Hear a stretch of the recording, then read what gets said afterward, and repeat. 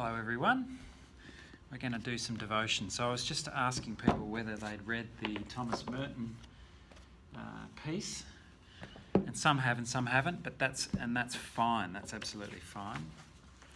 But Thomas Merton mentions contemplative prayer as a kind of formative basis for practical theology, any faith journey. Obviously, the practice of contemplatives who are cloistered in monasteries around the world are deeply based on the long, ancient tradition of contemplative prayer within the Christian Church. And the reason I introduced that idea of contemplative prayer through those readings is because it relates to our topic today, which is mind your call. And this comes back to Earl's earlier question in the semester of what is formation? What's the difference between formation and learning or skills development or any of that? So we're going to touch on quite a bit of that today. And Neil Pembroke's book really does touch on these questions as well. But Thomas Merton invites us into this contemplative space as a way of ongoing formation of our own spiritual life, our own faith journey. That really does equip us beautifully for the role of pastoral and spiritual care. And it's not entirely unrelated to the awareness examen that we've been doing. The awareness examen is a form of contemplative practice, and it really, some of you may be more familiar with the language these days of mindfulness, which is a way of becoming present to yourself and becoming aware. Mindfulness is primarily related to body awareness and the situation of our emotional life in different bodily responses that we have. Mindfulness originally, of course, comes to us from the Buddhist tradition, but it's been adapted from the Buddhist tradition by many of us through our healthy secularity to enable us to just become present to ourselves. And contemplative prayer really is the Christian version of mindfulness, and it's different to mindfulness in the sense that it's not only it doesn't stop with our sense of awareness of our bodies, ourselves as bodies, but through the practice of silence invites us to become aware of the ground of our being, the ground of existence, the one, our Creator, our God. And it is what is known in the Christian tradition as an apophatic form of spirituality. The word apophatic comes to us from the tradition of the desert fathers and mothers in the earliest days of Christianity, who various people were concerned with the way that Christianity was becoming enmeshed with politics and culture and so on, and began to ask questions about the core of Christian faith, the ground of human life, and they would find their way usually into the deserts of North Africa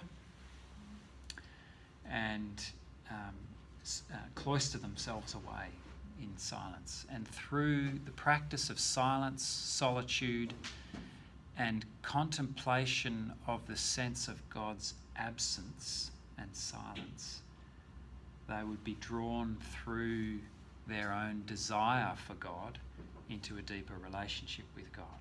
So it became less about what you think about God and more about your lived desire for a living relationship with God. So you can feel the shift from knowledge, head knowledge, to formation, which is about being who I am. And so this whole movement of pastoral and spiritual care seeks to access that place of formative being as the fundamental, the foundation of why we're here in the first place, learning about this, and why we even do care about our fellow human beings in any sense, let alone in the spiritual sense. So that's why today's lecture is called Mind Your Call.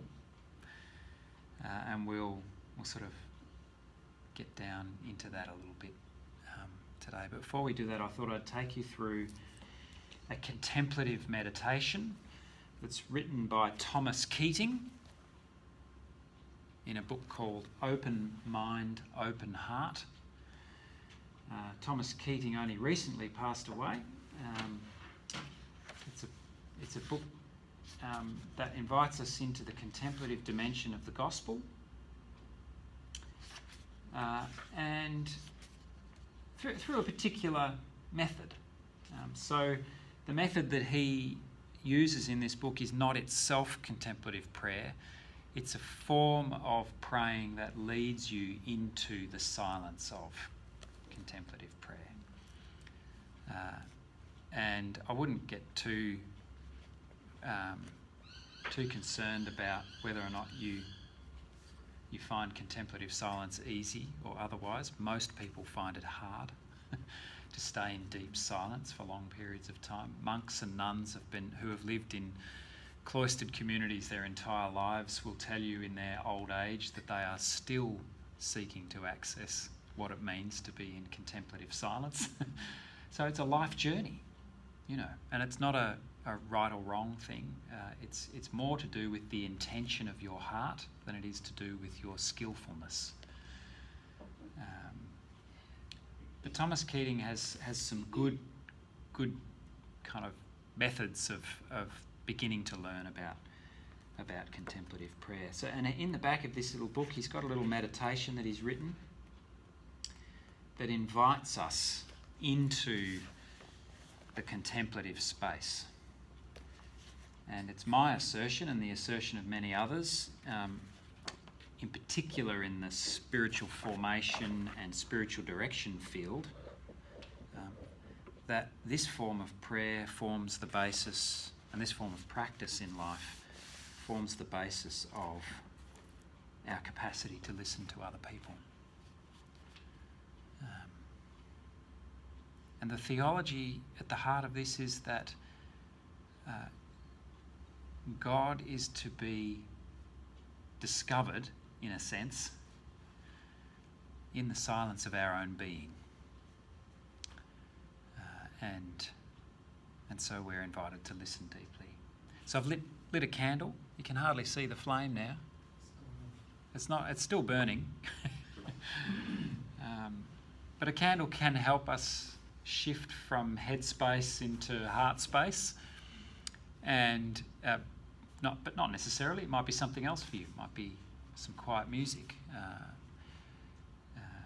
It might be contemplation of scripture. Earl, you going to say something? You've reminded me, Psalm 46:10, be still and know that I am God. I always thought of it as like a physical stillness, but it's also still in your mouth. Right. So silence can be incorporated. So Psalm 46, be still and know that I am God. So be still and know. What does that mean? And that, you're right, that goes right to the heart of contemplative practice. Firstly, what does it mean to be still? And what does it mean to know?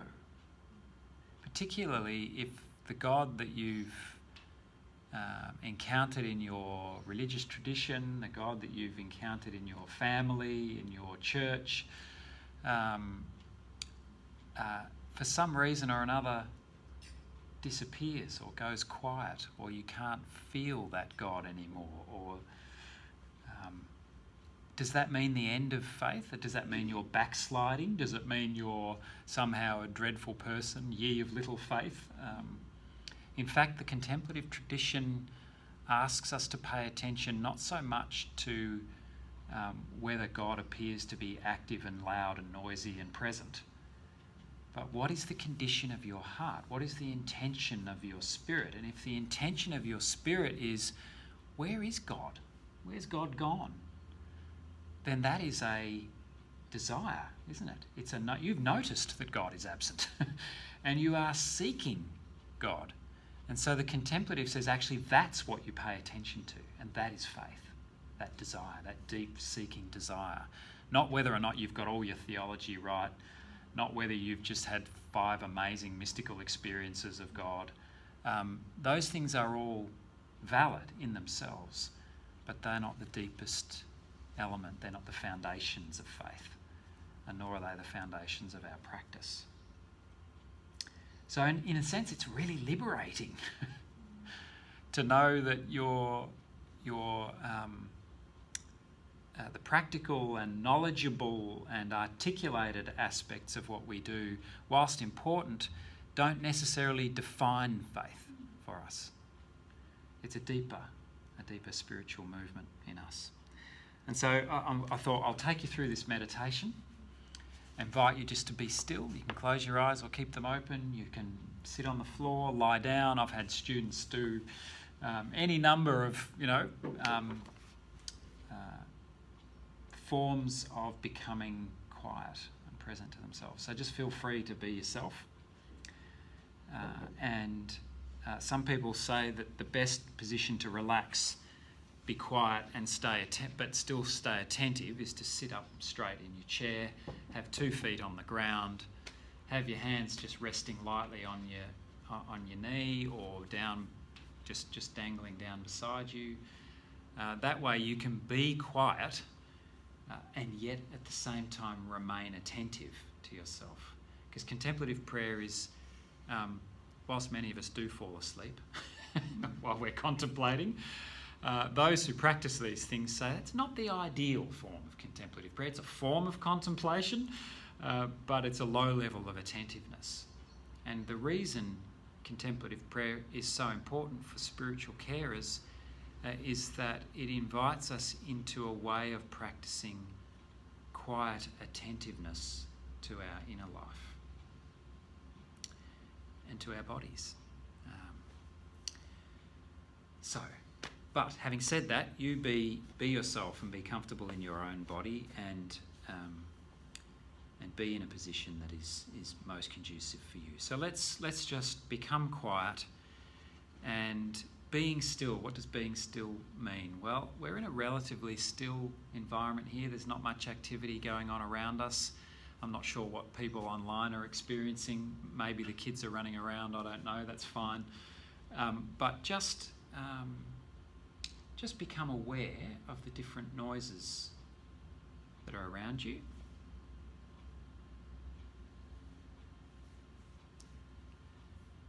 And then if you'd like to, just close your eyes and notice that immediately a whole level of sensory data is quietened in you.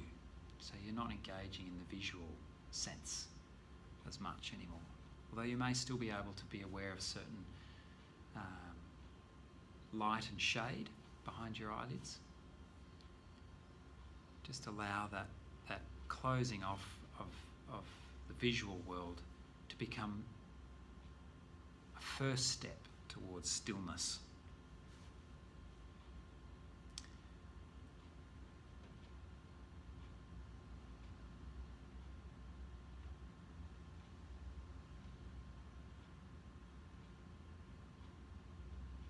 And you may be aware immediately of the audio data around you, more starkly present.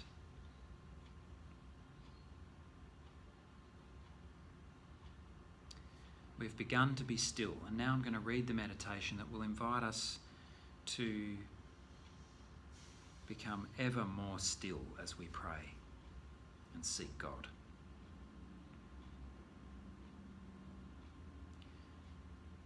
We begin our prayer by disposing our body. Let it be relaxed and calm, but inwardly alert.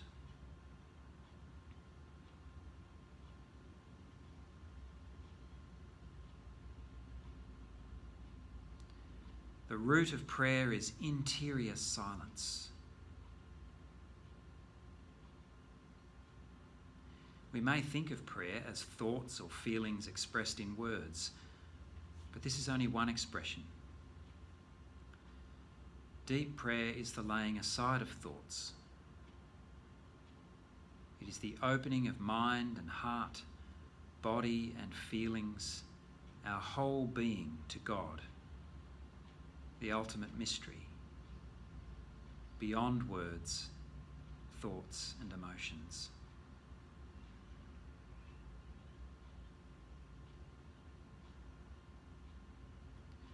We do not resist words, thoughts and emotions, or suppress them. We accept them as they are and go beyond them. Not by effort, but by letting them all go by.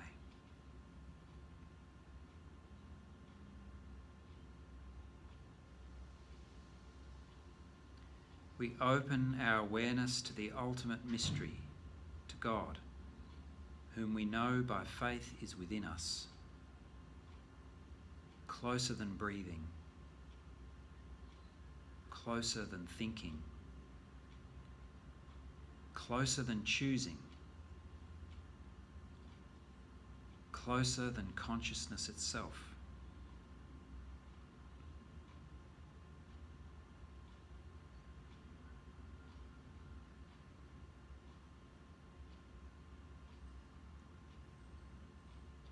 The ultimate mystery, the one whom we call God, is the ground in which our being is rooted,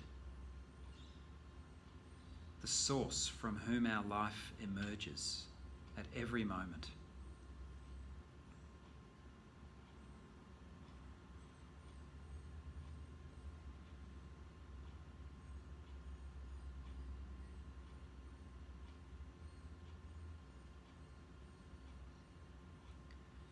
We are totally present now with the whole of our being in complete openness, in deep prayer.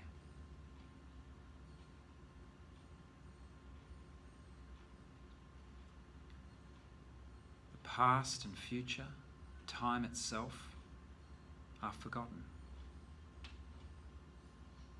We are here in the presence of God.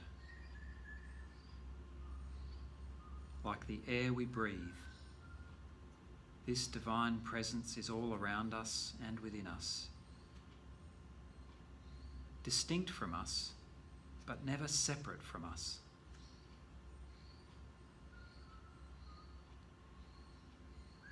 We may, in the silence, sense this presence drawing us from within, as if touching our spirit and embracing it, or carrying us beyond ourselves into pure awareness.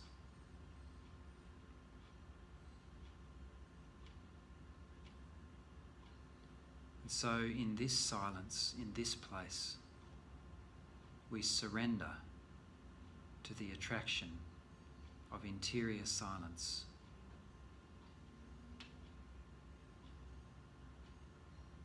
We do not try to feel anything. We do not try to reflect about anything. Without effort, without trying, we sink into this presence, letting everything else go. Imagine falling back onto a soft feather bed at the end of a long, hard day and allowing every part of your being to rest. This is what we mean by sinking into the presence of God and trusting everything of yourself into God's embrace. Let love alone speak. The simple desire to be one with God, to rest in the ultimate mystery.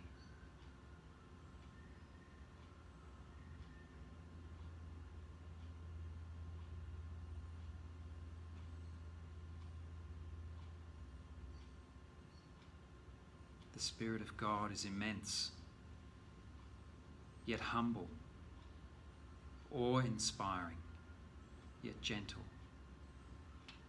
limitless, yet intimate, tender, and personal.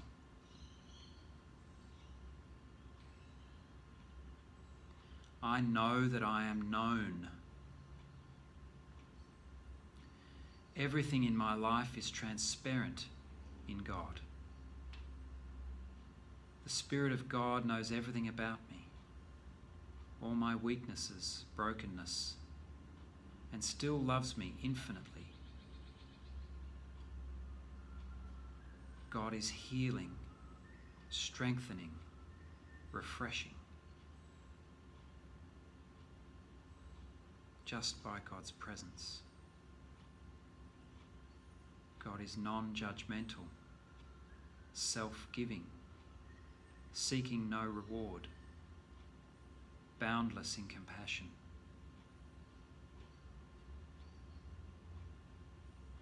Resting in God is like coming home to a place I should never have left, to an awareness that was somehow always there but which I did not recognise. I cannot force this awareness or bring it about. A door opens within me, but from the other side. I seem to have tasted before the mysterious sweetness of this enveloping, permeating presence. It is both emptiness and fullness at once.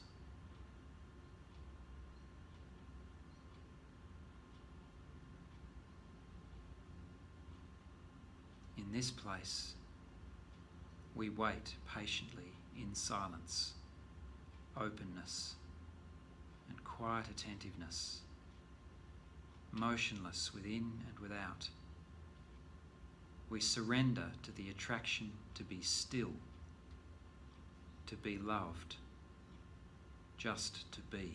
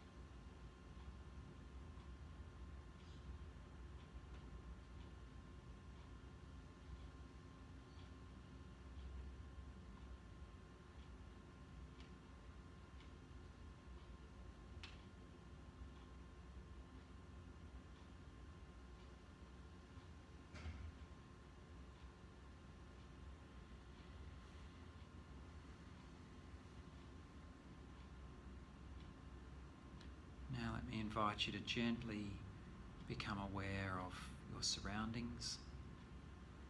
Pay more attention to the noises. You might want to move your body around a bit.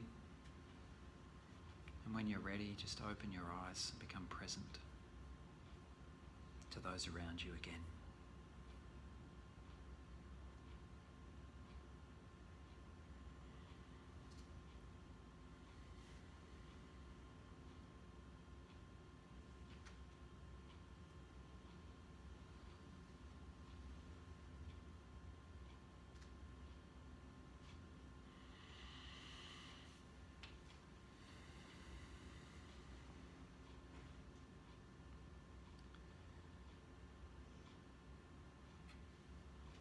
Was that a new experience for any of us doing that? Or have you all done some quiet contemplative practice before? That's great.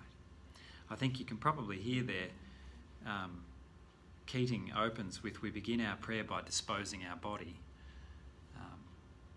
You might want to do a whole process of mindfulness just at that point, to dispose your body, to become aware of yourself, and just to, so that you can we did a fairly, that was a fairly quick little meditation. But you can slow that whole process down and spend half an hour, 2 hours, depending on what you've got in your schedule, Or you can get to that point where you can take 10 minutes, even when you're in the midst of a crowd or on the train or whatever it might be. There are ways to just still yourself. I feel that the Lord spoke to me while we were in that prayer. He said to me, be happy, life is abundant in your future. And the Lord says, we are pleased with Chris. So that was right at the very end. Well, that's lovely. Thank you for sharing that. Yeah, that's beautiful.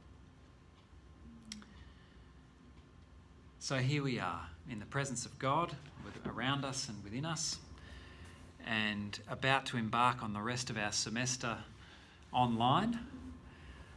So I thought we might just spend a few moments on that before we launch into our content. It's been a strange start to the year, hasn't it, in many ways?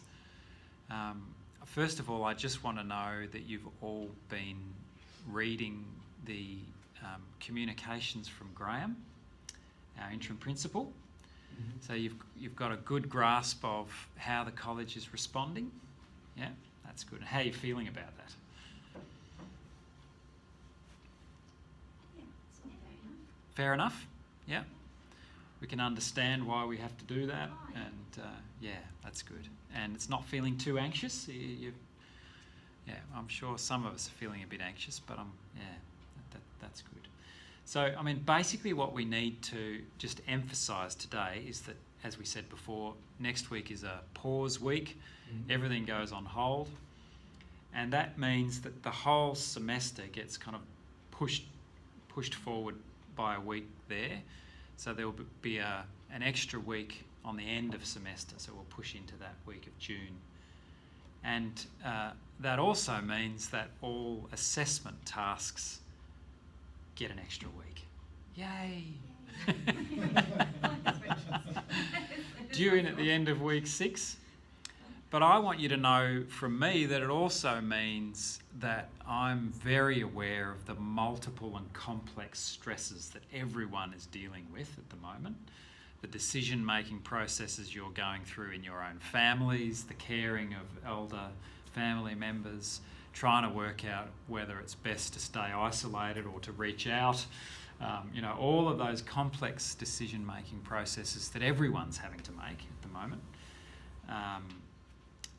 I'm aware of those things, and I want you to know that I'm responsive to that in your lives, and I'll be responsive to you when you find yourself panicking about an assessment or worrying, Chris, I need an extra 2 or 3 days. Talk to me. We'll still need to do all the usual channels of filling out forms and so on if you need an extension, but I'm here to ensure that you get through this semester, that you get the work done and the learning done that's going to be most conducive to your own growth and development, and that you do well. I'm not going to be, the harsh taskmaster who's not going to work with you. So please be in touch. One of the best ways, if you find yourself feeling completely snowed under, and feeling really anxious or whatever, and you think, I just need to talk to Chris face to face, just email me, say, Chris, I feel the need to chat with you face to face, and we'll make a time like we would normally make a time if you wanted to come in and see me at the office or whatever. And then what I'll do is I'll just send you a link to the Blackboard Collaborate meeting room that I'll have set up. And at the time that we've arranged to meet together, you just click on that link and you'll pop up in the meeting room in Blackboard Collaborate, and I'll be there, and we'll then just have our 15 minutes, half an hour, whatever you need to just talk through what's going on for you. So does that sound all right? Please make use of that if you want to. It's absolutely there. We may as well use the technology, and as long as it's working for us, that'll be fine. So they're the main things you need to know. Jimmy. Talk to you again about that, because Okay. it's still not really clear to me. Not really clear? No. Yeah. Okay. Well, I'll make it as clear as I possibly can. But what we can do, actually is go through it again now if you'd like to. I'll, You just go ahead with later on. I don't want to interrupt. yeah, that's all right. What I'll do is I'll actually film a tutorial that shows you again exactly what to do. So when you we'll go through it again today later. But when you go home and it's still unclear, because it can take a while, it's actually only in the doing of it that you learn it properly. The theories, in one ear out the other. I'm the same. It's practical stuff that actually embeds it in my knowing. So I'll film a little tutorial. It'll only take 5 minutes or so, and then you'll have it there all the time. You go, oh, how did we do that again? You can go back to the tutorial and watch me doing it online, and you go, oh, okay, there it is. And what I'm going to do actually is you will have noticed on ARC up till now, there's been the stuff that I put on ARC for you guys on the front page, and then I have the online learning resources folder. I'm going to scrap the online learning resources folder because now there's no need to distinguish between online learners and other learners because we'll all be online learners, and everything everyone needs will be laid out really, really clearly just on each week's ARC page, ARC tile. And that will include a list of tasks that you need to fulfill each week. So 1, 2, 3, 4 will basically be, watch the lecture, read the readings, watch the lecture, join the tutorial, and do your homework. As long as you can check off on all of those things each week, no problem. It'll be that simple. So, and whenever I change something on ARC, I'll message you, say I've changed something, this is what the change is, and that will all be, apparent. So, does that sound all right? What time are we? Yeah, sounds good. All right, good. So mind your call. We're really, as I said, looking today at what are the foundations of our faith, foundations of our being that undergird everything that we do in terms of offering spiritual care to other people. And this really relates pretty closely to some of the stuff that Neil Pembroke talks about in his great book. And don't worry if you're not doing that book for your book report. From time to time, I'll put up some readings on ARC from that book as well. So Is this the right page on this? yeah, that's the one. So Neil Pembroke's assertion that there is something foundational, something underneath and more defining for spiritual care than merely therapeutic skills, listening skills, counselling skills, skills of compassion and so on. There's something underneath all of that, actually, that we need to pay attention to in ourselves if we're going to be good spiritual carers. So we can develop all of the great skills that we will need and that are important, but if we don't have an awareness of this foundational element in ourselves, then we're going to struggle actually to be fully present as caring human beings to others. People's radars are really, really sensitive. I don't know if you've encountered this or not.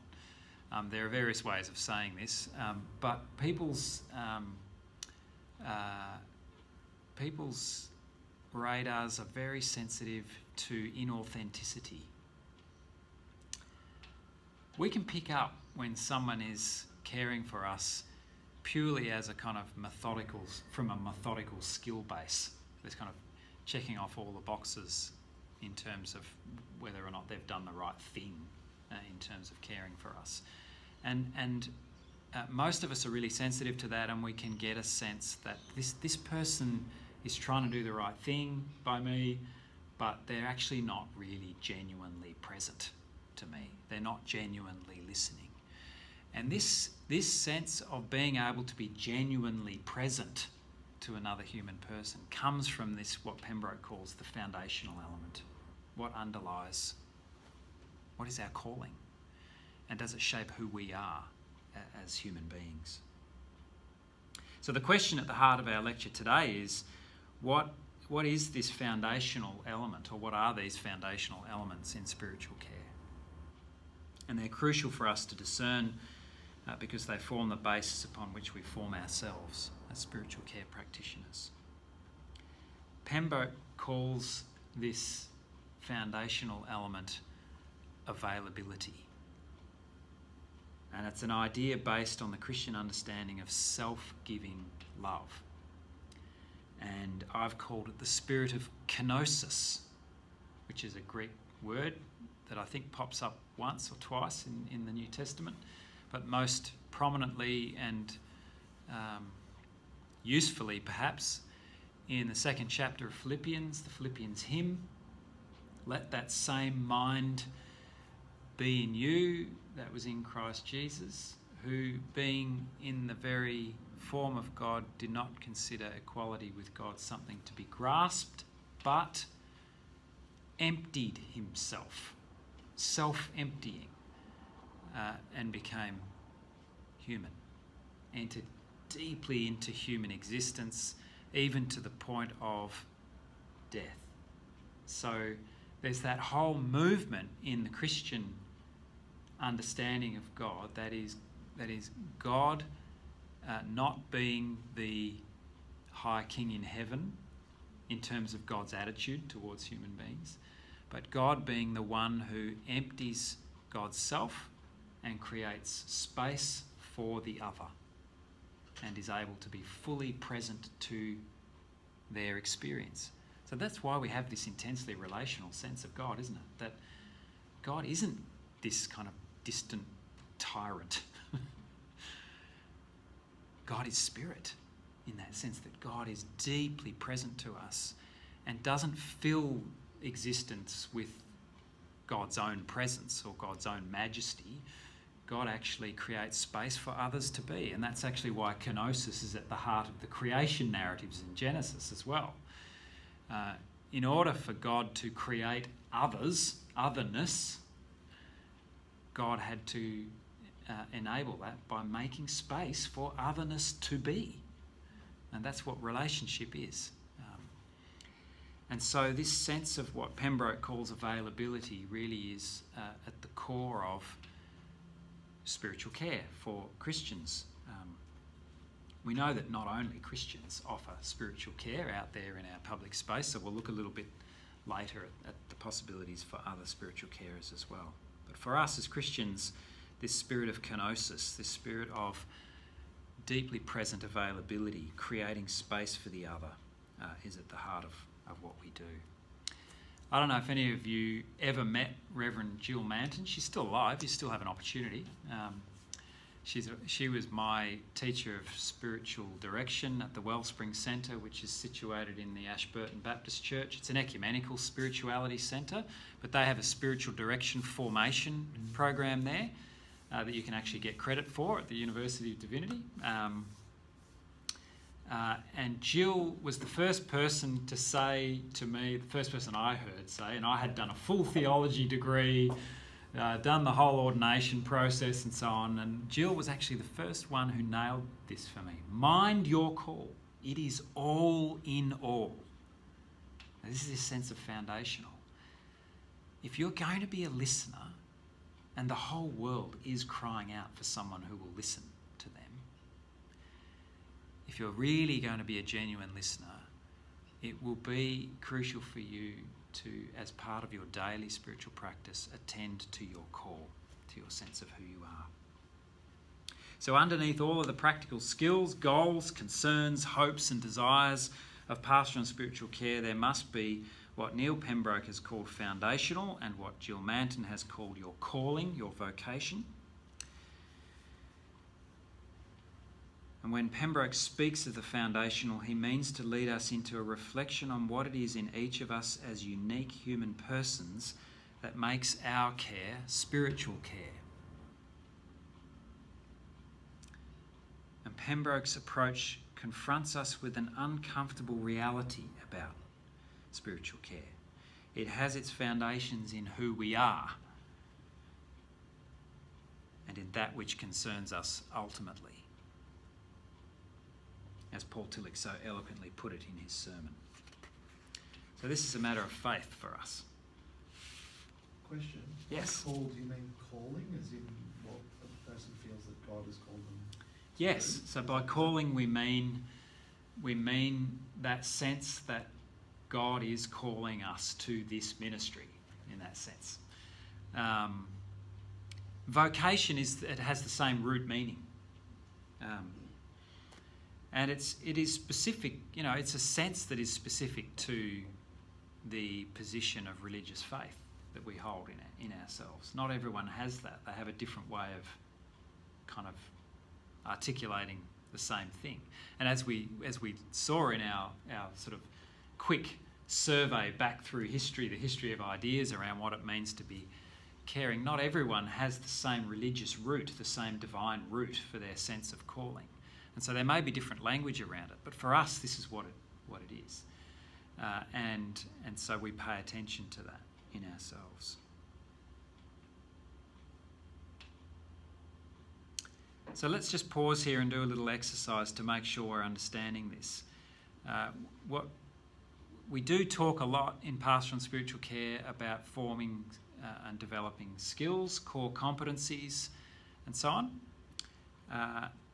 And by that we mean the skills and core competencies that arise out of our sense of foundational vocation, our faith. So what are some of the skills that we might learn, you might be hoping to learn as you launch yourself on your journey of a Master of Spiritual Care or Pastoral Care, or Bachelor of Theology, or whatever it is you're doing? What are some of the practical skills you think you might want to learn to help you care for and listen to others? Any ideas?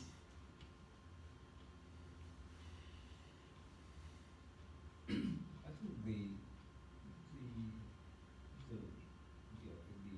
fundamental need is you got to have love for people. So developing that sense of love in yourself for other people. Mm-hmm. So you might say that learning how to love or how to show love, perhaps how to communicate love, is a skill base that you can learn. But we can also hear that love is what Paul Tillich would call an ontological concept, in the sense that it is rooted in our being. So you might say, or I know that if I smile and if I look someone in the eyes and if I express concern for them, that I'm being loving. So based on certain things that I can do. But unless those things that I'm doing are rooted in actually who I am as a person and a genuine, heartfelt, experienced love for other human beings, the person I'm caring for will be able to tell, he's a nice guy. I can tell he's a nice guy because he's smiling at me or whatever, but I don't feel any genuine warmth or presence from him. So you can hear how a skill needs to be rooted in the foundation. So love. Any other ideas? What about listening skills? I was going to say that actually. Yeah. Listening in terms of the other person's interests and not your interests. Right, so being able to pay attention to the other. Now that takes quite a bit of skill, actually. And we'll start to explore some of those skills. And the skills can be as simple as how you set up the physical space that you step into in terms of listening to another person, how to make someone feel safe and so on. So they're just basic skills that you might have and learn to develop. All the way to the really hard work, which is the inner psychological work of trying to figure out what your own stuff is and how that's impacting your capacity to listen to someone else. And we'll touch on some of that a little bit later today.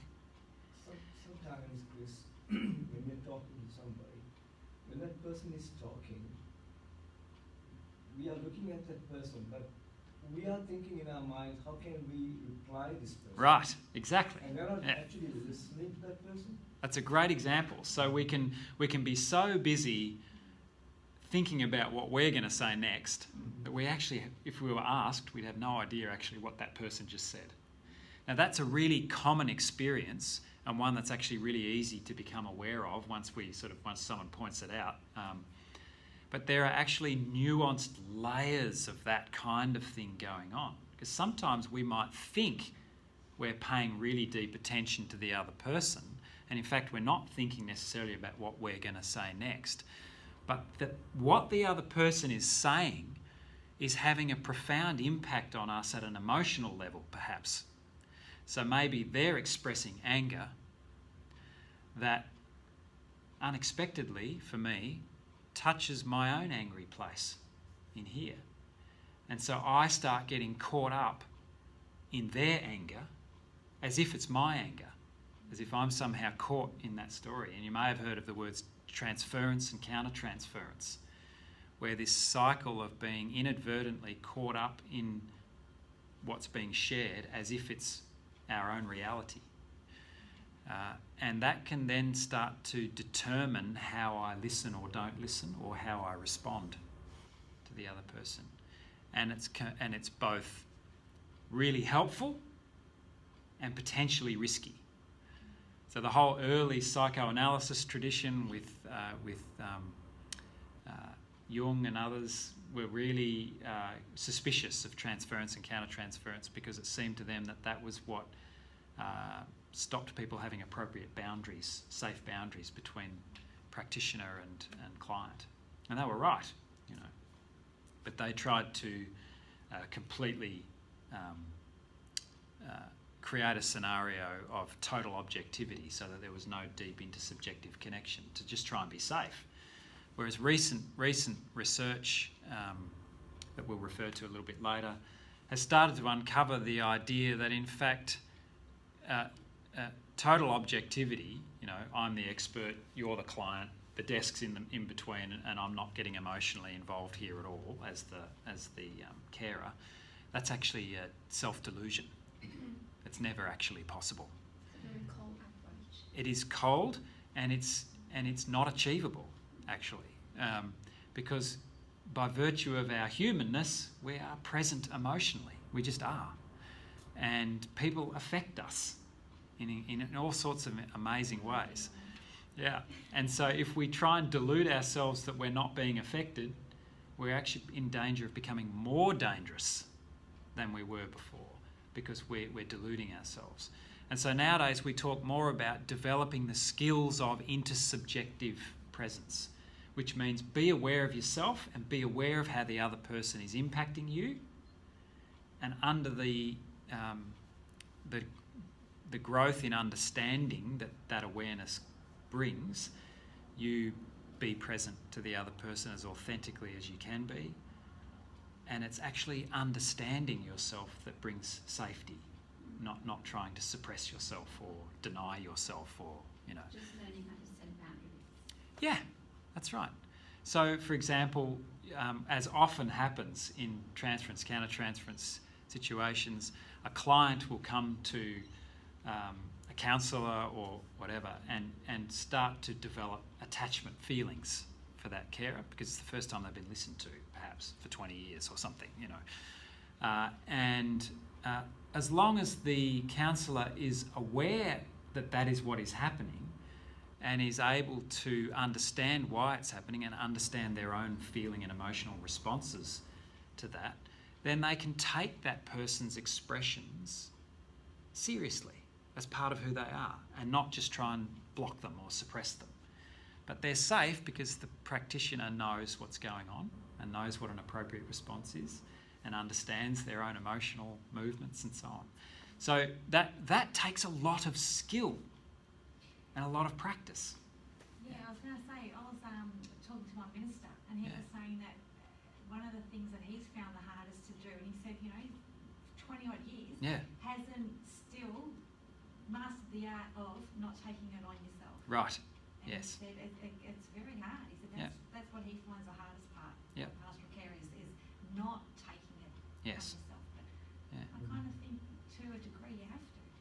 Well, that's a really interesting question, isn't it? Do you have to... Yeah, sorry, go on. Yeah. Well, I was going to say, like, to a degree, you know, to really be able to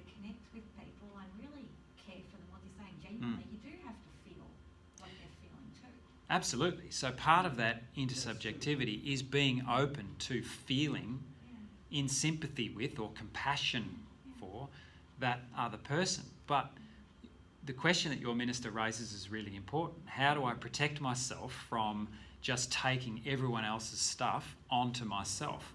Because that is actually the recipe for burnout. And we'll spend a couple of weeks later in the semester on boundaries and ethical practice and how you actually stay healthy in this space. And in fact, one of the lectures, the next lecture after this one, we start to move into this space with a lecture on the philosopher Simone Weil, who's all about how do you pay attention to the suffering of others. And her paying attention to the suffering of others ended up killing her because she couldn't identify for herself what the appropriate boundary was between allowing the other to be and have their stuff and holding myself healthily and being myself without getting totally enmeshed in someone else's stuff. And the thing that that we'll explore a bit today is precisely that. How do you do that? And Pembroke's book really is good at getting down into, and I'm not exactly sure Pembroke nails it.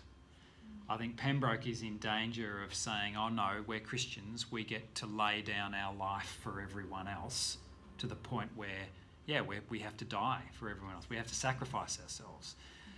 The rational reflection on that one is, are you any good to anyone else if you are dead or burnt out? Or more importantly, if you burn out, you become a danger to other people. So you start making bad decisions. You miss things. You don't listen properly to yourself and to others, and you're more in danger of hurting them and yourself. So the question becomes less one of,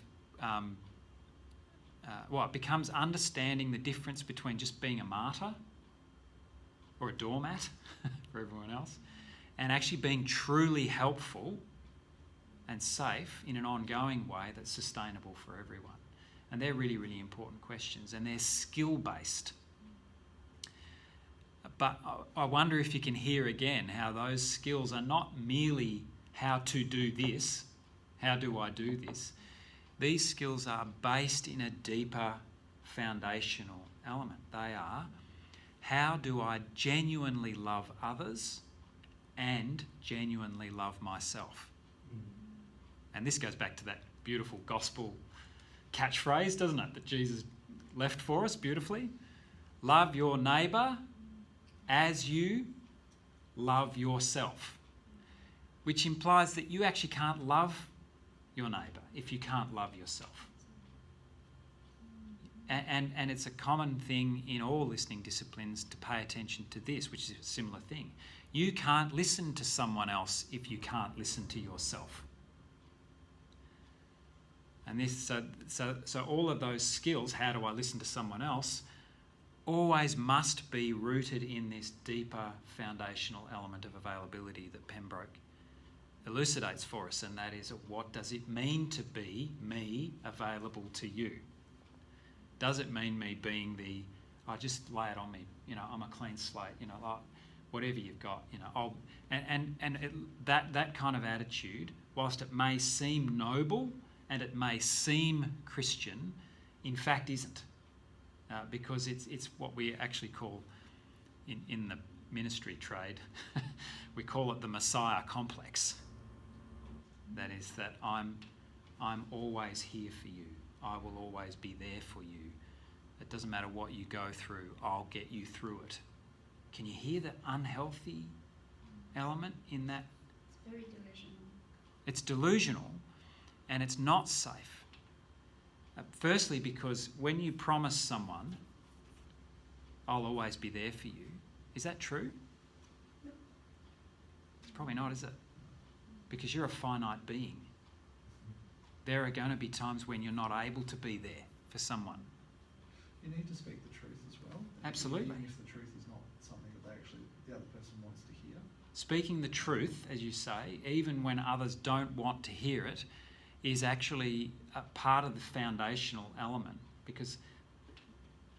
And why that is so foundational is that speaking the truth to others is about their dignity. And one of the great risks in our Christian tradition is that we want to save everyone from themselves and from reality. For many of us, we just wish that this complex, messy existence would hurry up and finish and we'd all get to heaven where everything's perfect. Yeah? But in fact, that's not what the Christian tradition at its root invites us to. You know, that's back to that Philippians hymn. What is the direction of God? Is the direction of God in that hymn away from existence towards purity of heaven? It isn't, is it? The direction of God is kenotic. It is emptying heaven in favour of existence. Conflicted, messy, suffering existence. That's where God is trying to penetrate, finding us in that sense. And so human dignity is about being able to face the reality of oneself and not painting over the reality with a nice rosy picture that in fact isn't true. And so when I say to someone, I will always be here for you, don't worry, I'll get you through, we're telling them a lie. We're painting a rosy picture that we actually can't fulfill. It might make them feel better in the immediate sense. Oh, thanks, you know. But what they're actually feeling better about in response to is your intention, the intention of your heart towards them. But to try and paint a picture that we can be all things for all people is delusional for ourselves, it's delusional for them, and it is denying us our mutual dignity as human beings. And that's not what spiritual care is, ever. Spiritual care is always the invitation to find genuine spiritual meaning in the reality of your circumstances. So you can't find out what the meaning of your death is if everyone is busy around your bed the whole time that you're dying, praying for your healing and refusing to accept that you are dying. Jimmy. So Chris, when we told our husbands or our wives, I will marry you for better or for worse. Yeah. Does that mean that so I'm kind of putting myself out of the limb? I'm actually lying? Well, no, I wouldn't. Not exactly. I wouldn't go as far as saying you're lying, because what you're actually doing there is making a promise in the sense that you are expressing the intent of your heart. Yeah. But of course, you can express an intent as long as it's a realistic one. Mm-hmm. And I would say marriage is a realistic one, because you don't actually say, you say for better or for worse, you know, in sickness and in health. There's this sense of well, I know life's going to throw a whole bunch of stuff at us, Yeah. you know, and yet at the same time, right now, in the place that we are right now, I'm going to express to you my intent that I'll continue to walk with you through all of that stuff. Now, the reality is, and we all know it, that doesn't always happen. Mm. Yeah, and we accept that. And that's why actually some faith communities are now developing separation liturgies, so that there can be a genuine shared acknowledgement that something that was truthfully intended many years ago, or not that many years ago, has, for whatever reason, come to a juncture where there's a separation happening here, and opportunity to express regret, sorrow, forgiveness, genuine acknowledgement that something that we didn't intend has happened, and so on. So there are all kinds of ways different faith communities are trying to respond to the contingencies of existence. That Yes. breaking of covenants is all through the Old Testament. It is, isn't it? How Yeah. God makes these covenants with people. Yeah. And,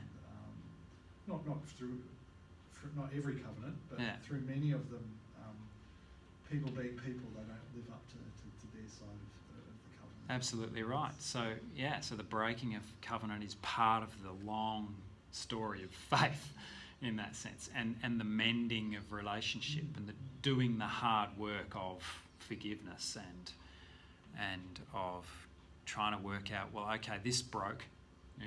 Life didn't turn out the way I thought it was going to turn out. How do I go on from here? How do we go on from here?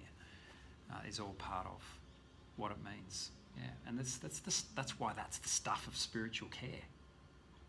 Because we all have ideals, we all have intent, we all have promises that we make, we all have ways that we think we should live in the world, and then life happens. And that's the root of shame.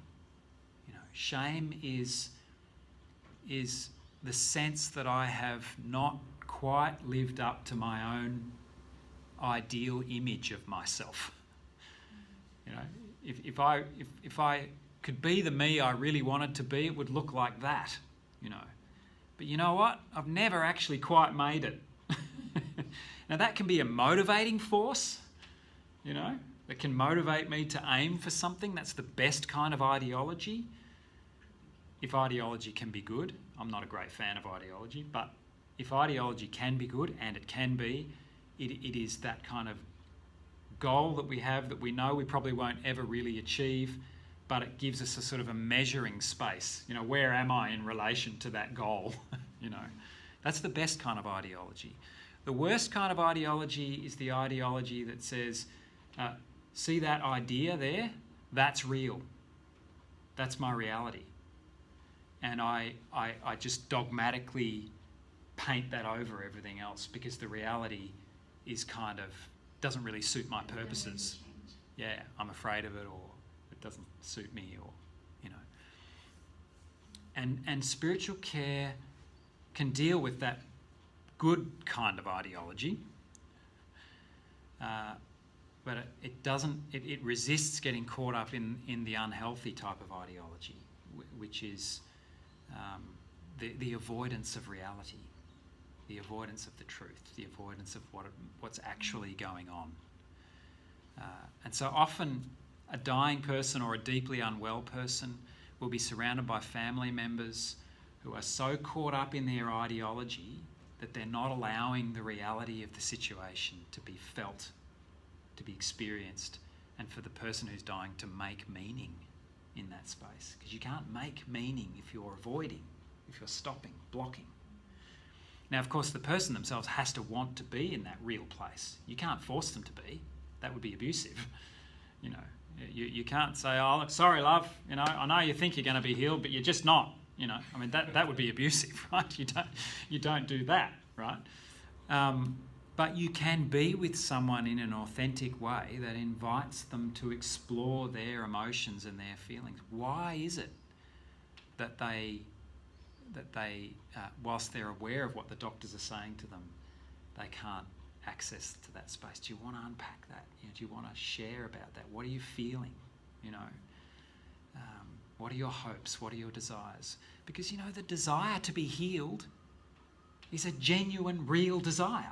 That's a real spirituality right there. Even though it might seem delusional in certain moments, it is a genuine experience, felt experience of the person. So we take all that stuff seriously without getting caught up in a person's delusions as our own delusions. Yeah. Wow, there's a lot of complex stuff in there, isn't there? I was going to say too, isn't that there's a certain element of psychology in there as well? Yes, because there of the is. stages of grief.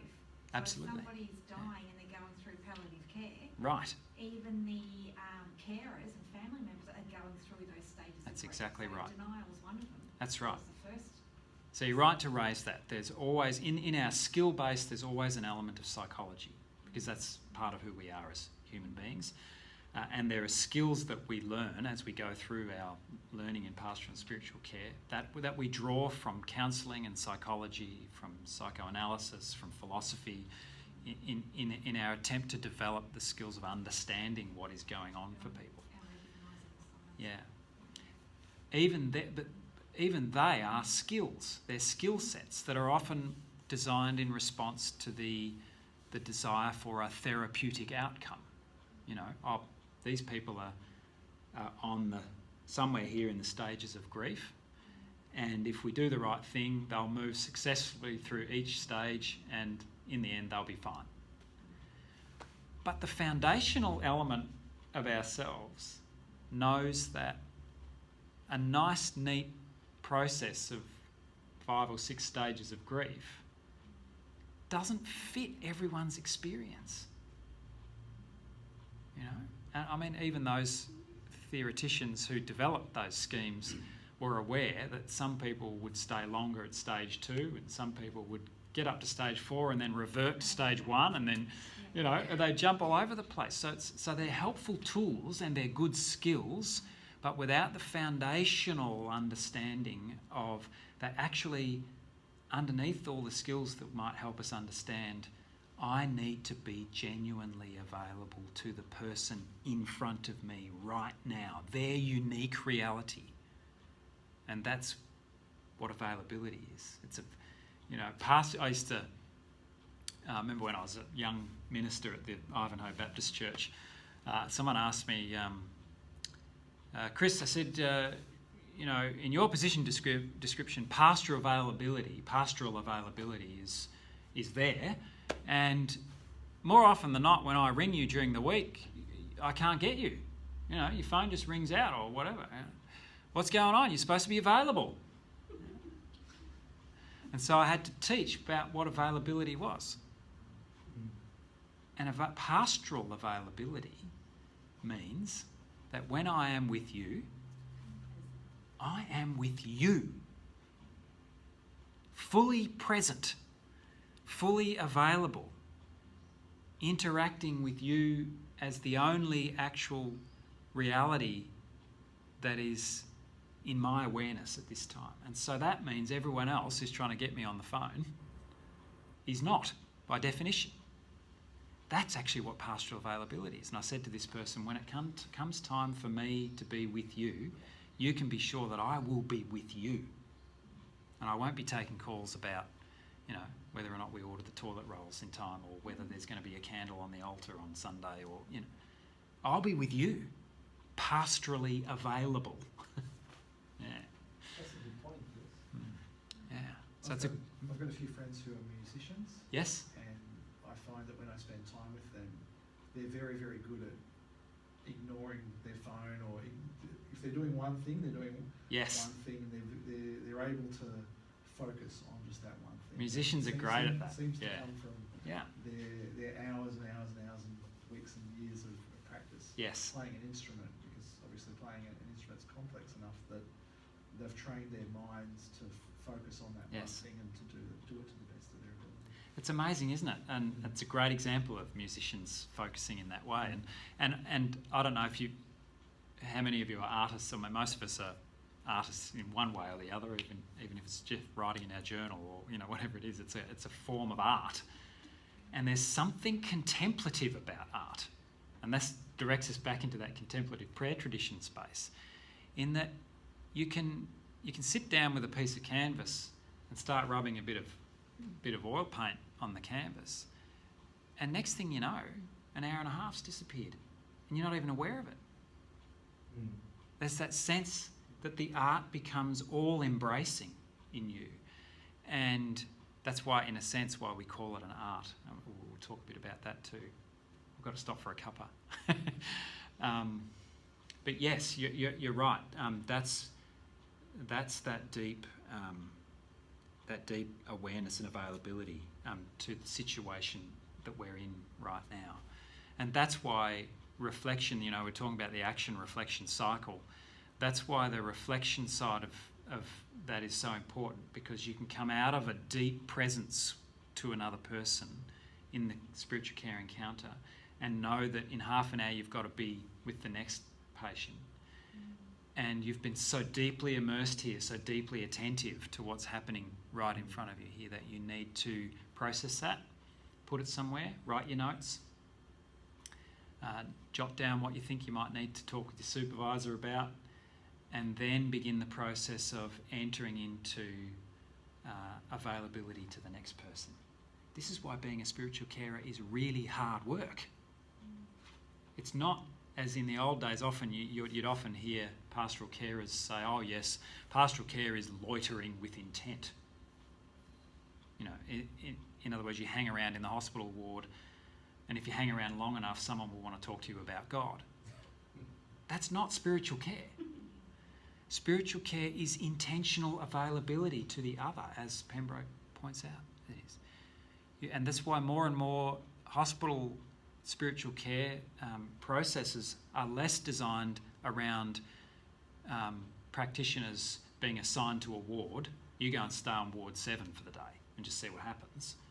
And more designed around training nursing staff and medical staff about what spiritual care is and setting up a referral system. So now it's more likely at Eastern Health, this is what happens. At Eastern Health, the spiritual carers don't loiter on the wards.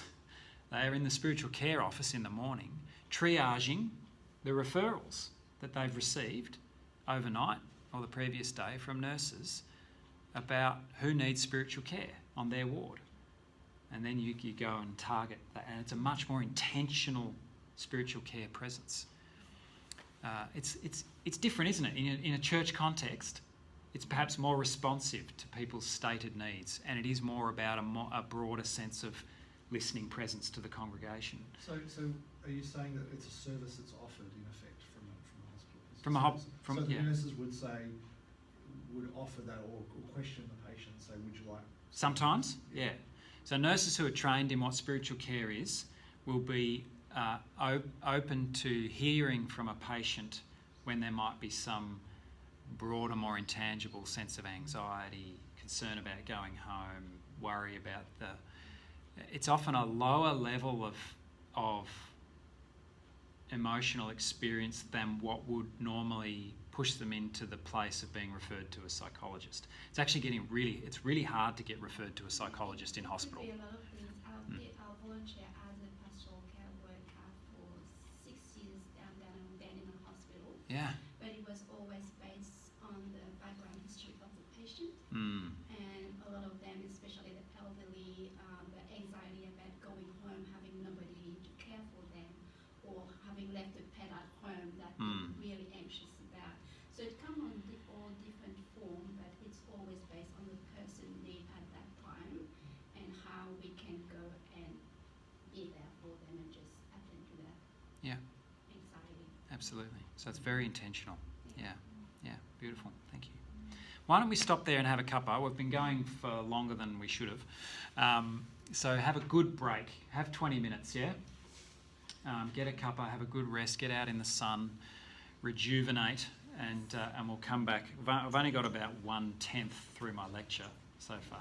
If we don't finish it today, I'll just record the rest of it and put it on ARC. The great joys of online learning.